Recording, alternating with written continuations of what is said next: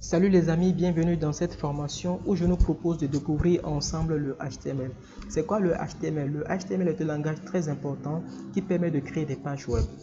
Lorsque vous allez vous rendre dans votre navigateur et que vous allez faire clic droit, afficher le code source de la page, vous verrez ici du code HTML. Ce langage est utilisé pour créer et représenter le contenu d'une page web et sa structure. Donc, lorsque vous faites du HTML, voilà un peu à quoi ressemble la page web, sans style, sans dynamisme. Donc, le HTML est très souvent combiné avec des langages tels que le CSS qui permet de gérer l'aspect beauté, l'aspect style, qui permet d'habiller au fait la structure HTML. Donc, lorsque nous allons ajouter du CSS à cette page-là, nous aurons au fait, voilà le rendu que vous voyez là. En plus du CSS, nous avons le JavaScript qui permet de gérer les interactions et le dynamisme des pages web. Pour faire du HTML, nous aurons besoin des outils tels que les navigateurs web et les éditeurs de code.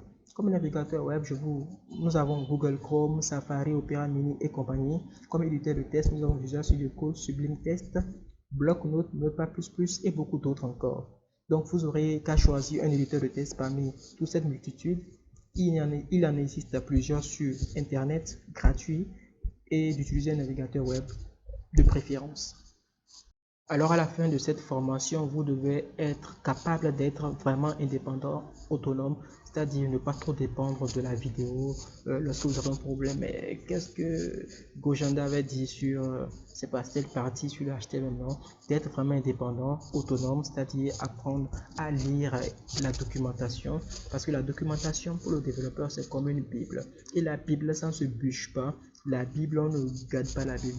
C'est tout simplement lorsqu'on aura des soucis, lorsqu'on aura des problèmes, qu'on se réfère voilà, à ce document-là pour pouvoir résoudre le problème.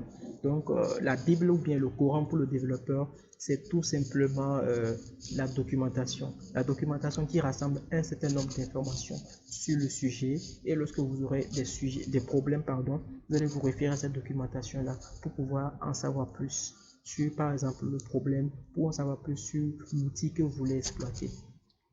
Comme deuxième objectif ici, c'est de pouvoir créer vos pages web, parce qu'à la fin de cette formation, si vous devez être en mesure quand même de créer vos premières pages HTML, pouvoir créer, voilà, mettre des images, mettre des liens, des tableaux, des cartes, en tout cas un certain nombre d'éléments, faire un formulaire. Comme troisième objectif, c'est de pouvoir structurer et acquérir les bonnes pratiques, parce que écrire du HTML n'importe comment, ça va pas faire l'affaire, parce que plus tard on va pouvoir combiner le HTML avec d'autres langages. Donc tout dépendra de comment vous allez bien écrire le HTML pour que la combinaison, pour que la fusion avec les autres langages puisse se passer dans de très bonnes conditions.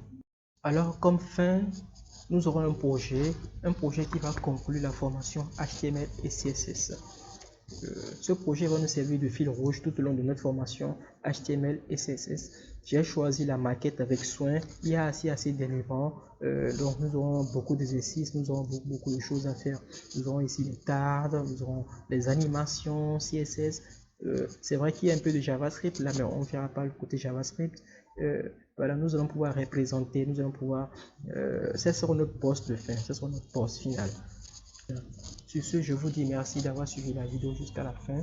Si vous n'êtes pas abonné, veuillez vous abonner pour ne rater aucune vidéo. Sur ce, je vous dis à plus pour de très nouvelles vidéos.